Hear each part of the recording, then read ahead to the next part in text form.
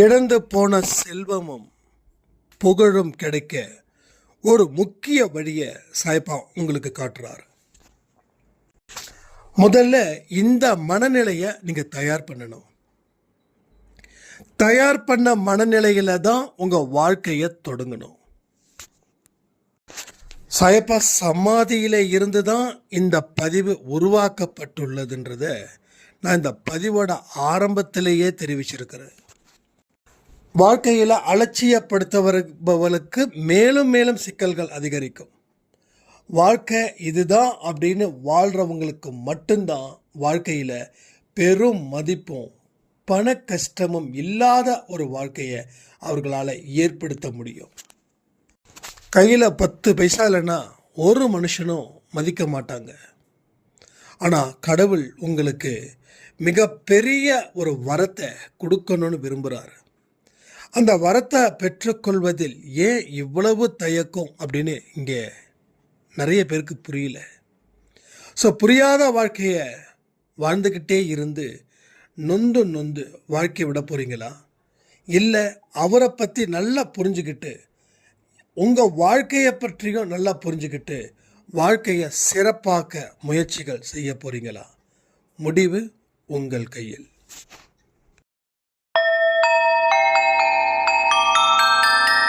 ஓம் சாயிரா சாயிரா, ஓம் சாயிரா சாயிரா, ஓம் சாயிரா சாயிரா, அன்பே சாயிரா, பேரன்பே சாயிரா, அகிலம் தளிக்க ஆத்மா விழிக்க அனுதினம் சாயிரா, எங்கள் அன்பே சாயிரா.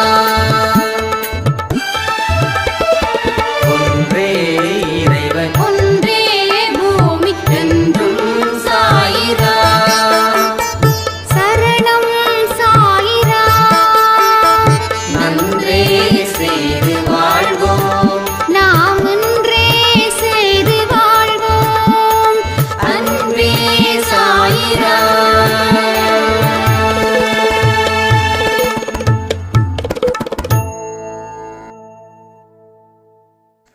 சாயிரா.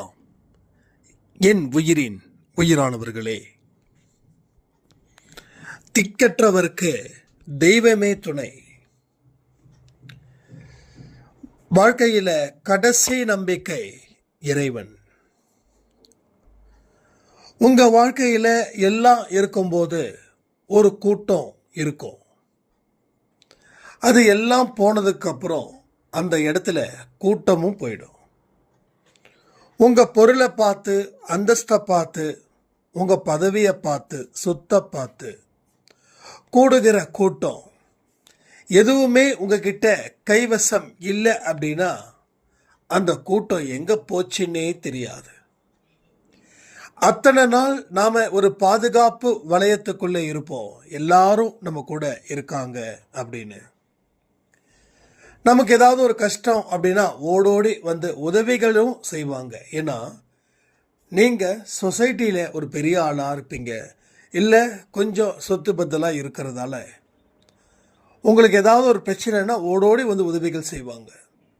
ஆனால் எல்லாமே இழந்து அடுத்த வேளை சாப்பாட்டுக்கே வழி இல்லை அப்படின்ற ஒரு விஷயம் அவங்க காதுக்கு போயிடுச்சுன்னா நீங்கள் இருக்கிற தெரு பக்கம் கூட அவங்க நடக்க மாட்டாங்க. ஸோ இந்த இடத்துல தான் நம்ம மனசு விட்டுடுறோம். ஒரு காலத்தில் எப்படி இருந்தோம், எத்தனை பேர் நம்ம கூட இருந்தாங்க, இன்னைக்கு யாருமே நம்ம கூட இல்லையே அப்படின்னு. ஸோ எங்கே வெற்றி இருக்குதோ அங்கே மக்கள் இருப்பாங்க, எங்கே தோல்வி இருக்குதோ அங்கே மக்கள் இருக்க மாட்டாங்க. இதில் இருந்து மீளணும் அப்படின்ற ஒரு தாட் நமக்குள்ளே இருக்கும். மீண்டும் பழைய வாழ்க்கையை பெறணும் அப்படின்ற தாட்டும் உங்களுக்குள்ளே இருக்கும். ஸோ யாரெல்லாம் மறுபடியும் மீண்டு வரணும் அப்படின்னு நினைக்கிறீங்களோ அவங்களுக்கு இந்த பதிவில் சொல்லக்கூடிய அத்தனை விஷயத்தையும் நீங்கள் ஃபாலோ பண்ணணும். ஸோ ஃபாலோ பண்ண உங்கள் வாழ்க்கையில் நீங்கள் தொலைச்சதை விட, இழந்ததை விட பல மடங்கு பெரும் செல்வத்தையும் பெரும் புகழையும் நீங்கள் நிச்சயமாக அடைய முடியும். இதை சாயப்பாவோட சமாதியில் இருந்து நான் உங்களுக்கு சொல்கிறேன். எப்படிப்பா இவ்வளோ தூரம் நீ உறுதியாக சொல்கிற? அது எப்படி? என்னுடைய கர்மா விதி இதையெல்லாம் அலோ பண்ணாதானே அந்த இடத்துக்கு நான் போக முடியும் அப்படின்னு நீங்கள் கேட்குறதும் எனக்கு புரியுது. ஸோ இது எல்லாராலையும் முடியுமா அப்படின்னா இது பாதி பேரால் முடியும் இந்த ஜென்மத்திலேயே. மீதி பாதி பேர் அடுத்த ஜென்மத்தில் இதனுடைய தொடக்கம் அமையும். ஏன்னா நீங்கள் ஒரு 80 வயசில் இருக்கீங்க. அந்த இடத்துல இருக்கும்போது சில விஷயங்களை தான் உங்களால் செய்ய முடியும். அப்போது இது அடுத்த ஜென்மத்துக்கு உண்டான தொடக்கமாக நினச்சி கேளுங்க. 30 இருந்து 50 இருக்கிறவங்க இந்த ஜென்மத்துக்கே சாதிக்க முடியுன்ற நம்பிக்கையோட இந்த பதிவை நீங்கள் கேட்கணும். இது என்னுடைய விருப்பம். இழந்து போனதை பற்றி நான் இங்கே பேச போவது இல்லை. ஏன்னா இழந்து போனது நிறைய பேசியாச்சு. இனி பெறக்கூடிய காலம் ஒரு காலம் இருக்கே, அந்த காலத்தை நோக்கி தான் நம்ம பயணம். நான் நேற்று சொன்ன நல்ல நாளை தேதி குறிப்பிடுங்க அப்படின்னு. ஸோ நான் பார்த்த கமெண்ட் கிட்டத்தட்ட 300 comment, I think 200 to 300 comments இருக்கும்னு நினைக்கிறேன். அதில் நான் படித்த வரைக்கும் பார்த்தீங்கன்னா அதிகபட்சமாக ஒரு 20 பேர் 25 பேர் தான் அந்த ஒரு நாளை குறிச்சிருக்காங்க. அதாவது எனக்கு தெரிஞ்ச வரைக்கும் ஒரு 10% 20% தான் அந்த தேதியை குறித்தாங்க. மீதி இருக்கக்கூடிய உறவுகள் தேதியை குறிக்கல. ஸோ தேதியை குறிக்கலைன்னா அதற்கு பின்னாடி இருக்கக்கூடிய அர்த்தம் ஒன்று கமெண்ட் போட தெரியாதவங்களாக இருக்கணும், இல்லைன்னா தேதியில் நம்பிக்கை இல்லாதவர்களாக இருக்கணும். ஸோ நம்பிக்கை இல்லாதவர்களாக நீங்கள் வாழ நீங்கள் என்ன சிறப்பான ஒரு விஷயத்தை உங்களால் வெளிப்படுத்த முடியும்னு எனக்கு இப்போ வரைக்கும் தெரியல. ஸோ உங்கள் தேதியை நீங்கள் குறிப்பிட்டு இருக்கீங்க. இந்த தேதியில் என்ன நடக்கும் அப்படின்னா நீங்கள் கொடுத்த தேதியிலேயே ஒரு மிக முக்கிய ஒரு சுப மங்கள செய்தி உங்களுக்கு உண்டாகும். அந்த செய்தி முடிவு அல்ல, அந்த செய்தி ஒரு ஆரம்பத்தின் தொடக்கம். ஸோ வேலையில் இருக்கிறவங்களுக்கு ஒரு நல்ல செய்தி வரும். வீட்டுக்குள்ளே இருக்கக்கூடிய பிரச்சனைகளை சமாளிக்க முடியாமல் திண்டாடுபவர்களுக்கு ஒரு நல்ல செய்தி அதனுடைய தொடக்கமாக இருக்கும். நான் மறுபடியும் சொல்கிறேன், தொடக்கமாக தான் இருக்கும், முடிவு அல்ல, தொடக்கம். ஸோ தொடக்கமே ஒரு மங்களகரமான செய்தியில் ஆரம்பிக்கும் போது அவருடைய முடிவு எவ்வளவு பெரிய ஒரு மாற்றத்தை ஏற்படுத்த முடியும் அப்படின்றத நீங்கள் கனவு காணி அதில் வெற்றியை கொண்டாடுங்க. இப்போ இந்த விஷயத்துக்கு வருவோம். இந்த செல்வம், புகழ் இவை மறுபடியும் உங்களால் உருவாக்க முடியுமா? இது பல பேருடைய பெரிய கொஸ்டின். ஒரு பெரிய வீடு இருந்ததுங்க, கடனால் அந்த வீட்டை விற்றுட்டு இன்னைக்கு எல்லா பொருளையும் விற்றுட்டு இன்னைக்கு ஒரு சின்ன ஒரு தீப்பெட்டி சைஸில் ஒரு வீட்டில் நான் குடியிருக்கேன். என்னோட சொந்த பந்தங்கள் இந்த வீட்டுக்கு வரல. ரெண்டாவது, நான் இந்த வீட்டில் தான் இருக்கிறேன் அப்படின்னு என்னோட சொந்த பந்தத்துக்கு காட்டுவதற்கு கூட நான் விருப்பப்படலை. அந்த மாதிரி மனது குறுகி நான் வாழ்ந்துக்கிட்டு இருக்கேன் அப்படின்னு எத்தனையோ பேர் எனக்கு தனிப்பட்ட முறையில் வாட்ஸ்அப் பண்ணுறாங்க. இன்னும் சிலரோ கணவனை இழந்து தனி மனுஷியா என்னுடைய குழந்தைய நான் வளர்த்துக்கிட்டு இருக்கேன். என்னுடைய குழந்தையோட எதிர்காலத்தை நினைச்சாவே எனக்கு தூக்கம் வரலை.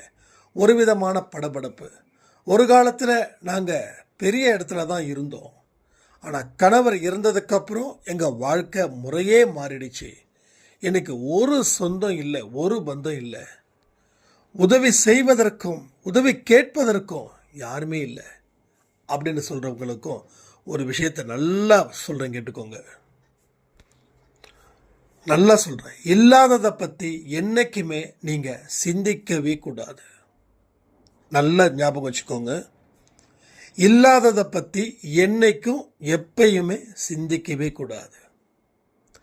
இல்லாததை பற்றி நீங்கள் தொடர்ந்து சிந்திச்சுக்கிட்டே இருந்தீங்கன்னா உங்கள் கையில் எதுவுமே இல்லாமல் போயிடும்.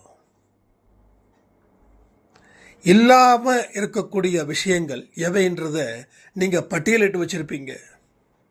ஆனால் என்ன இருக்குது அப்படின்றத வானத்தை பார்த்து யோசிக்க ஆரம்பிப்பீங்க. ஆமாம், என்ன இருக்குதுன்னு. ஸோ இந்த மாதிரி தான் நீங்கள் இப்போ வரைக்கும் வாழ்ந்துக்கிட்டு இருக்கீங்க. உங்ககிட்ட என்ன இல்லை அப்படின்றது தான் உங்களுடைய மெயின் ஆர்குமெண்ட்டாக இருக்குது. ஆனால் என்ன இருக்குது அப்படின்ற ஒரு விஷயத்தை அந்த பக்கத்துக்கே நீங்கள் வரல. அந்த பக்கத்துக்கு நீங்கள் வரணும். அந்த இடத்துல இருந்து நீங்கள் யோசிக்கணும். ஸோ எல்லாரும் இன்றைக்கி கண்டிப்பாக என்ன இருக்குது அப்படின்றத ஒரு பட்டியல் போடுங்க.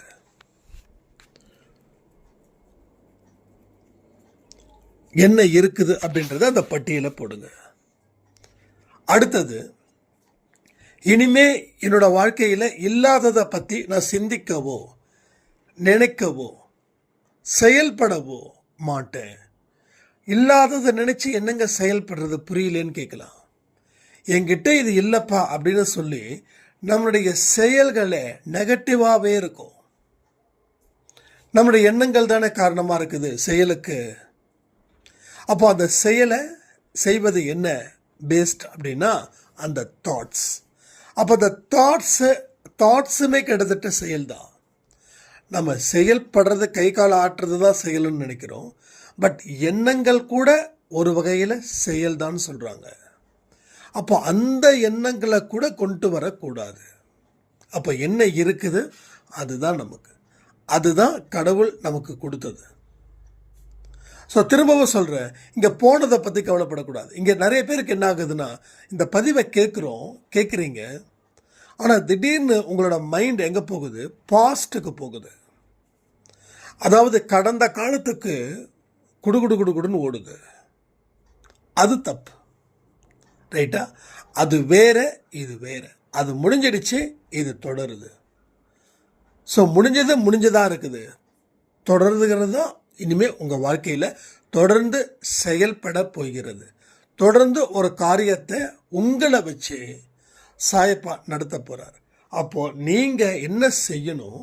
கடந்த காலத்தில் வாழ்வதை நிறுத்திட்டு நிகழ்காலத்தில் வாழ்பவராக இருந்தால் அவர் உங்களுக்கு தேவையான ஆலோசனைகளை வழங்கி உங்கள் வாழ்க்கையை உயர்ந்த இடத்துல கொண்டு போவார். இதுதான் நம்ம தாட்ஸ். இப்படி தான் நம்ம நினைக்கணும். அப்போ என்னோட பிரச்சனைகள் அதிகமாக இருக்குது அப்படின்னா அது கடந்த காலத்தில் ஏற்பட்ட பிரச்சனைகள் தான் நிகழ்காலத்தில் பாதிக்குது. அதை சரி பண்ணணும். அதை பார்த்து பயப்படக்கூடாது. அதை சரி பண்ணணும் அப்படின்னா நீங்கள் என்ன இருக்குதுன்னு பார்க்கணும். ஒரு 2 திருடர்கள் உங்கள் வீட்டுக்கு வராங்க. உங்களை அட்டாக் பண்ண வராங்க.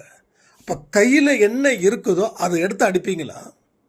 இல்லை கைகளை இறுக்கமாக கட்டிக்கிட்டு திருடர்கள் முன்னாடி நீங்கள் நிற்பீங்களா? கமெண்ட் பண்ணுறீங்களா? இது என்ன பெரிய கேள்வி? இதுக்கு நாங்கள் கமெண்ட் பண்ணணுமா? எஸ், கமெண்ட் பண்ணணும். அப்போ என்ன பண்ணுவோம்? இருக்கிற ஏதாவது ஒரு பாத்திரம் இருந்தால் கூட, ஒரு பக்கெட் இருந்தால் கூட, ஒரு விளக்கு மாதிரி இருந்தால் கூட, ஒரு செருப்பு இருந்தால் கூட, ஒரு இரும்பு ராடு இருந்தால் கூட, ஒரு சீப்பு இருந்தால் கூட,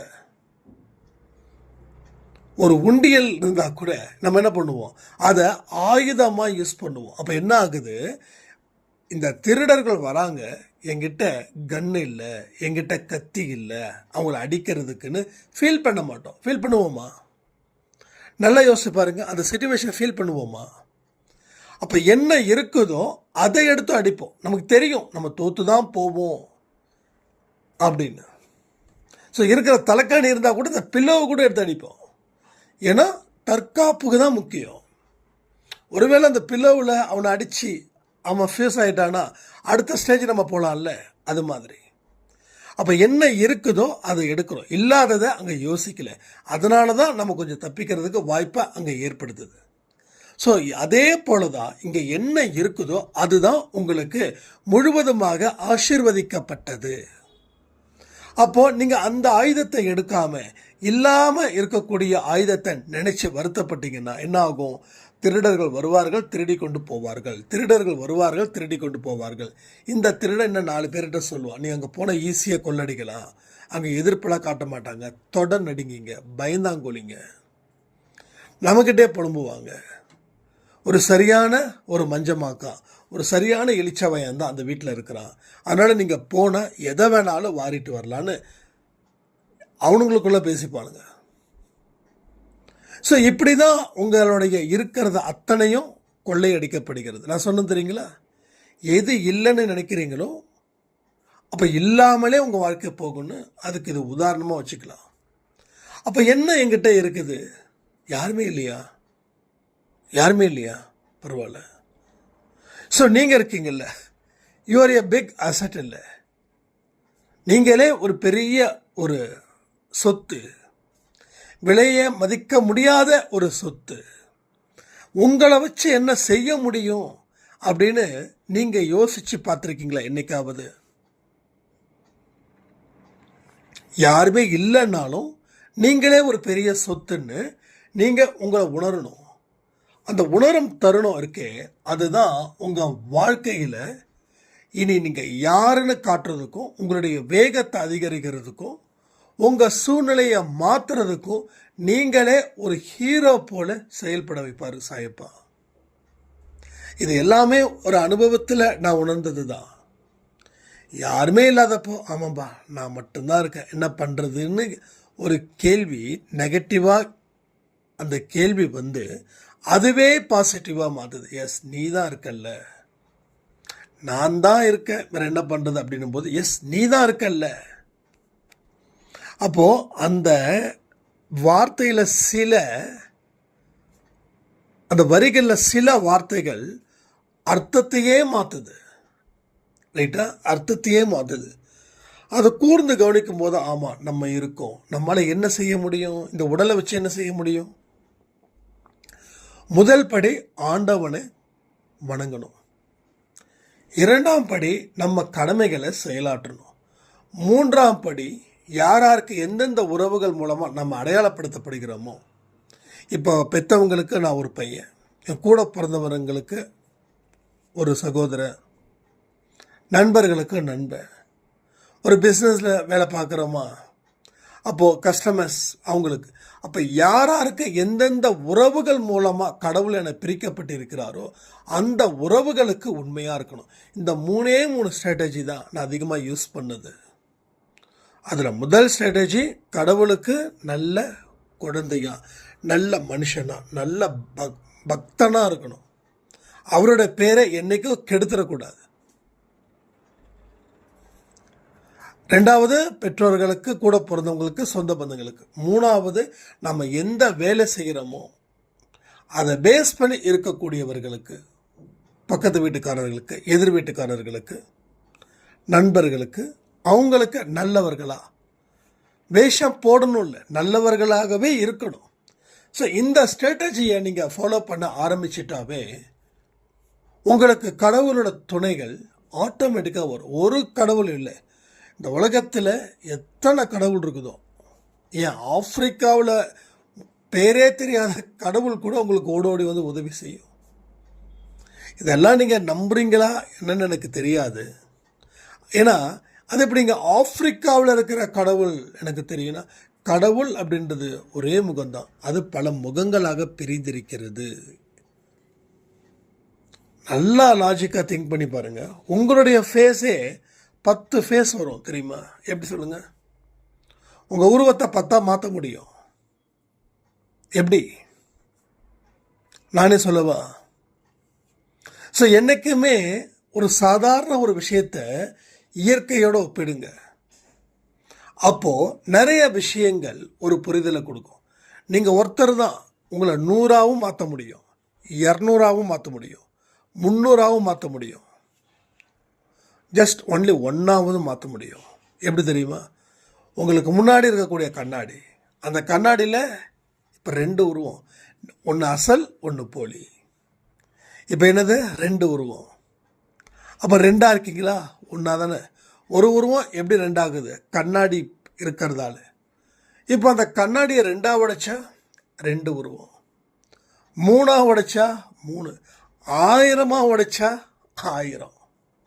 அதே போலதான் கடவுள் பல முகத்தை கொண்டவர். அதனால் ஆப்பிரிக்காவில் இருக்கக்கூடிய கடவுள் ஓடி வந்து உதவி பண்ண மாட்டாரா? அண்டார்டிகாவில் இருக்கக்கூடிய கடவுள் ஓடி வந்து உதவி செய்ய மாட்டாரா? எருசலேமில் இருக்கக்கூடிய கடவுள் ஓடி வந்து உதவி செய்ய மாட்டாரா? German, London. அப்போது நீ நல்ல மனுஷனா, நல்ல ஆன்மாவா நீ இருந்துட்ட அப்படின்னா உலகத்தில் எந்த மூலையில் கடவுள் இருந்தாலும் ஓடோடி வந்து உதவிகள் செய்வார்கள். நீ பரிசுத்தமானவனாய் இல்லாமல் மோசமானவனாக இருந்தால் உன்னோட குலதெய்வம் கூட சூலாயுதத்தை வச்சு உன்னை பதம் பார்த்துடும். உன் குல தெய்வமே. ஸோ எல்லா விஷயத்தையும் லாஜிக்காக திங்க் பண்ணுங்க. அப்போ தான் ஒரு பெரிய ஒரு வாழ்க்கை நமக்கு கிடைக்கும். நிறைய பாடத்தையும் நம்ம படிக்கலாம்.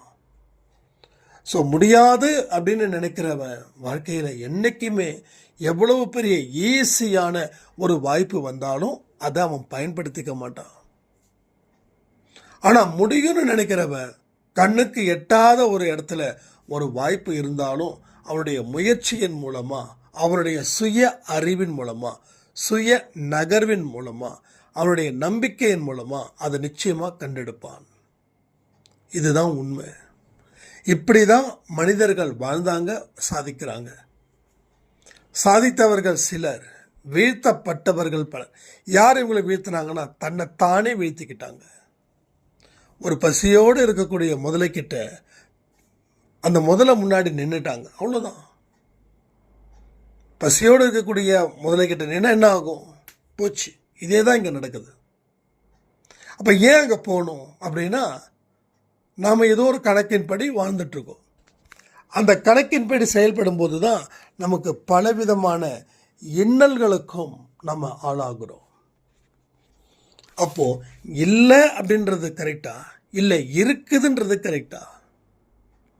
அப்போ இருக்குதுன்னு நினச்ச ஒரு அடி எடுத்து வைக்கிறோம். அந்த அடி, அந்த நகர்வு நிச்சயமாக ஸ்லோவாக தான் இருக்கும். ஸ்லோவாக இருக்குதே, எப்போ என் சாதிக்க முடியும் அப்படின்னு ஒரு வார்த்தை, ஒரு விஷயத்தை நினச்சிட்டிங்க அப்படின்னா உங்களால் மூவ் ஆகவே முடியாது. ஏன்னா உங்களுக்கு இருக்கக்கூடிய பிரச்சனைகளுக்கு நான் எப்போ அதை போய் ஸ்டார்ட் பண்ண முடியும், எப்போ அந்த பிரச்சனையை தீர்க்க முடியும் அப்படின்ற ஒரு நிலைக்கு நாம் தள்ளப்படுவோம். நம்ம கட்டாயப்படுத்தப்படுவோம். நம்மளை நாமே கட்டாயப்படுத்திப்போம். அந்த நேரத்தில் நாம் என்ன தெரியுமா நினைக்கணும்? அந்த நேரத்தில் தான் நம்ம இப்படிப்பட்ட ஒரு சூழ்நிலையை நம்ம மனசில் நினைக்கணும். ஒரே ஒரு விஷயந்தான், ஜஸ்ட் ஒன்லி ஒன்.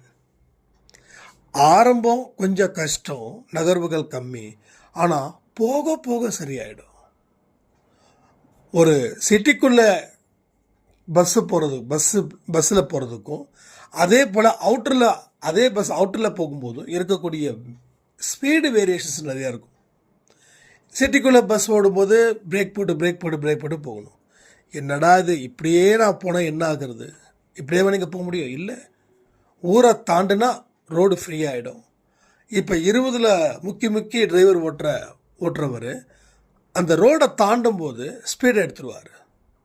அப்போ தான் அந்த பயணம் உங்களுக்கு நம்பிக்கை வரும். அப்போ ஆரம்பத்தில் நடக்கக்கூடிய எந்த ஒரு விஷயத்தையும் இதுதான் இறுதி அப்படின்னு நினைச்சிடவே கூடாது. அப்போது நம்ம எடுத்துட்டோம் முயற்சி, கண்டிப்பாக வெற்றி பெறுவோம். ஸோ இப்போயும் நான் சொல்கிறேனே, 40ல் இருந்து 50க்குள்ளே யாரெல்லாம் அளவுக்கு மீறின கஷ்டத்தையும் சோகத்தையும் சுமக்கிறாங்களோ அவங்க நிச்சயமாக சொல்கிறேன், அன்பே சாய் ஆடியோவை தொடர்ந்து கேட்டாங்க அப்படின்னா இந்த ஜென்மத்தில் வெற்றிகரமான மனிதர்களாக மாற முடியும். நான் திரும்பவும் சொல்கிறேன், இது சாயப்பாவுக்கிட்ட இருந்து நான் சொல்கிறேன், இதில் மாற்றமே இல்லை. அதை தாண்டினவங்க முன்னேற முடியாதான்னு கேட்கலாம். முன்னேற முடியும். உங்கள் உடல் ஒத்துழைக்கணும், உங்கள் மனசு ஒத்துழைக்கணும். ஒத்துழைத்தா இந்த ஜென்மத்திலேயே முடிச்சிடலாம். இல்லைப்பா, கொஞ்சம் உடல் ரீதியாக நான் இதாக தான் இருக்குது அப்படின்னா அதிகமாக ஸ்ட்ரெஸ் எடுக்கக்கூடாது. திரும்பவும் சொல்கிறேன், 20 வயசில் ஒரு பையன் ஓடுறான், 80 வயசாகிடுச்சு, நான் அவனை ஓவர்டேக் பண்ணணும் அப்படின்னா நம்ம மயங்கி விழுந்துருவோம். ஸோ ப்ராக்டிக்கலாகவும் சிலதை எடுத்துக்கணும். ஏதோ ஒரு ஸ்டேஜில் தலைவர் சொல்லுவார், 40க்கு மேலே உடல் என்ன சொல்லுதோ அதன்படி தான் வாழணும். அதுக்கு மேலே வீட்டில் இருக்கிறவங்க என்ன சொல்கிறாங்களோ அதன்படி தான் வாழணும் அப்படின்னு. ஏன்னா வயதாக முதுமை ஒரு நோயின்னு நான் சொல்லலை, அது சொல்ல மாட்டேன், சொல்லவும் கூடாது. ஆனால் முதுமை அடைய உடல் உறுப்புகளுக்கு தேவைப்படக்கூடிய ரெஸ்ட்டை நம்ம கொடுக்கணும்.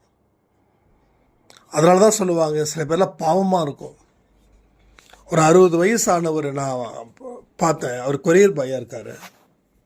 நான் கேட்டேன், எங்கே இப்படி அப்படின்னா, என்ன தம்பி பண்ணுறது, ஆரம்பத்தில் இஷ்டத்துக்கு சுற்றினேன், பொறுப்பு இல்லாமல் நடந்துக்கிட்டேன். இன்றைக்கி எனக்கு 2 பொண்ணுங்க, அவங்களுக்கு கல்யாணம் பண்ணி கொடுக்கணும், ஏதாவது பண்ணணும் தம்பி, வாழ்க்கை எப்படி போகுது. அப்போ ஆரம்பத்தில் அவர் வாழ்க்கையை பார்க்கல, அதனால் ஓட வேண்டிய கட்டாயம். ஸோ நான் என்ன சொல்கிறேன் அப்படின்னா, உங்களால் என்ன அளவில் முயற்சி செய்ய முடியுமோ அந்த அளவுக்கு முயற்சி செய்யுங்க. புரியுதா உங்களுக்கு? ஒன்று இந்த ஜென்மத்துக்கு உண்டான விதையை போட்டு இந்த ஜென்மத்தில் அறுவடை பண்ணலாம், இல்லை இந்த ஜென்மத்துக்கு உண்டான விதையை போட்டு அடுத்த ஜென்மத்தில் அறுவடை செஞ்சுட்டு போயிடலாமே, என்ன தப்பு இல்லையே. அப்போது இப்போ போட்ட விதை கண்டிப்பாக வரும். இப்போ நம்ம தாத்தா பாட்டி காலத்தில் போட்ட விதை தானே இன்றைக்கி நம்ம அறுவடை அனுபவிச்சுட்டு இருக்கிறோம். எத்தனையோ வேப்ப மரங்கள் இங்கெல்லாம் வச்சுருக்காங்க, அவங்களும் உயிரோடு இருப்பாங்களா? இல்லை, எப்போயோ வச்சாங்க, 2-3 தலைமுறைக்கு முன்னாடி கூட வச்சுருக்கலாம். கரெக்டு தானே? இன்றைக்கு வரைக்கும் அது நிழல் கொடுக்குது, இன்றைக்கு ஒரே நிறைய பலன்கள் அது கொடுக்குது. எத்தனையோ ஆலமரங்கள்லாம் பாருங்களேன். ஸோ வச்சவங்க உயிரோடு இல்லை. ஸோ அதே போல் இந்த ஜென்மத்தில் விதையை விதைச்சிட்டோம் அப்படின்னா அடுத்த ஜென்மத்தில் நாம் தான் அறுவடை பண்ண போகிறோம், வேறு யாரும் அறுவடை பண்ண முடியாது. அதுக்காக நீங்கள் பயப்பட வேண்டாம். அப்போ என்ன இருக்குது அதை நினைங்க, என்ன இருக்குதோ அதுக்கு கடவுளுக்கு நன்றி சொல்லுங்கள். என்ன இருக்குதோ அதில் இருந்த ஒரு தொடக்கத்தை நீங்கள் ஆரம்பிங்க. ஆரம்பிக்கும் போது தான் அடுத்தது உங்களுக்கு வரும். இப்போ இந்த கட்டத்தில் இருக்கும்போது அடுத்த கட்டத்துக்கு தேவைப்படக்கூடிய விஷயமும் உங்களுக்கு வரும். ஸோ இது மாதிரி கட்டங்கள், நம்ம இந்த கட்டத்தை நம்பி வாழ்க்கையை வாழ்ந்தால் பரவாயில்ல. நாம் நம்பக்கூடாத கட்டங்களை நம்பி வெம்பி கடைசியில் எல்லாமே போச்சு அப்படின்னு ஒரு சாய்ராம் சொன்னாங்க. இத்தனை நாள் கட்டத்தை பார்த்து தான் என் வாழ்க்கையே வாழ்ந்தேன். ஆனால் கொஞ்சம் முயற்சியை, கட்டத்தை பார்க்காம கொஞ்சம் முயற்சியை எடுத்திருந்தா கண்டிப்பாக நான் வெற்றி அடைஞ்சிருப்பேன்றாங்க. புரியுதா உங்களுக்கு? அவங்களுடைய வார்த்தையெல்லாம் உங்களுக்கு அனுபவமாக இருக்கட்டும். என்னமோ சரி, அன்பே சாயில் கட்டத்தை பார்க்குறவங்க ஜாஸ்தி, ஆனால் வெளியில் சொல்ல மாட்டாங்க. ஏன்னா நம்ம சொன்னால் ஏதாவது சொல்லுவோம் அப்படின்னு. தயவு செய்து சொல்கிறேன், மனதளவில் நீங்கள் தயாராக இருக்கணும். ஒரு காலை இங்கேயோ ஒரு காலை அங்கேயோ வைக்கக்கூடாது. ஆனால் எந்த இடத்துல காலை வச்சா வழுக்காதுன்னு நினச்சிக்கிட்டு நீங்கள் வைங்க. நீங்கள் அன்பே சாயில் தான் காலை வைக்கணும் அப்படின்னு நான் சொல்லலை. அதே போல் அந்த பக்கம் தான் காலை வைக்கணும்னு நான் சொல்லலை. எந்த பக்கம் காலை வச்சா இழுக்காமல் இருக்கும், அது சேஃபாக இருக்கும், அதனால் நமக்கு பலன் அதிகன்றது 6வது அறிவை கடவுள் கொடுத்தார் இல்லையா, அந்த அறிவை பயன்படுத்தி நீங்கள் வாழுங்க. ஸோ மற்ற உயிரினத்துக்குலாம் 5 அறிவு தான். ஆனால் அந்த 5 அறிவு இருக்கக்கூடிய உயிரினம் எங்கேயும் போய் என் லைஃப் எப்படி இருக்குன்னு சொல்லி கையை நீட்டலை, இல்லை நோட்டை நீட்டலை. ஆனால் 6 அறிவு படைத்த மனிதன் தான் தன்னுடைய வாழ்க்கையில் நம்பிக்கையை இழந்தவன் தான், நம்பிக்கை அற்றவன் தான், வாழ்க்கை பார்த்து பயப்படுறவன் தான் இந்த காரியத்தை தொடர்ந்து செஞ்சுக்கிட்டே இருக்கான். ஜாதகமெல்லாம் உண்மையாக பொய்யான்றதுக்கெலாம் நான் வாதிட விரும்பலை. ஆனால் யாரும் எதிர்காலத்தை சரியான முறையில் குறிக்க முடியாது. நிகழ்காலத்தில் சொல்லலாம், கடந்த காலத்தை சொல்லலாம். ஆனால் நாளைக்கு என்ன நடக்கும் அப்படின்றத யாராலையும் சொல்லவே முடியாது. நாளைக்கு என்ன நடக்குன்றத நீங்கள் முடிவு பண்ணுங்கள். அதற்குண்டான கட்டத்தை நீங்கள் வடிவமைப்பு பண்ணுங்கள். அந்த கட்டத்துக்குள்ளே வாழுங்க. அடுத்தடுத்த கட்டத்துக்கு உண்டான பாதையை நீங்கள் உருவாக்குங்க. ஸோ ஒவ்வொரு முயற்சியும் உங்கள் வாழ்க்கையில் மிகப்பெரிய ஒரு வெற்றியை தேடித்தரும் அப்படின்ற விஷயத்தை உறுதிப்படுத்தி நல்லபடியான முயற்சிகளை எடுத்து தாமதமானாலும் முடிவு நமக்கு அருமையாக இருக்குன்னு சொல்லி முடிவு பண்ணி வாழுங்க. வாழ்க்கை நல்லா இருக்கும்னு சொல்லி இந்த பதிவை நான் முடிக்கிறேன். ஜெய் சாய்ராம். ஓம் சாயிரா.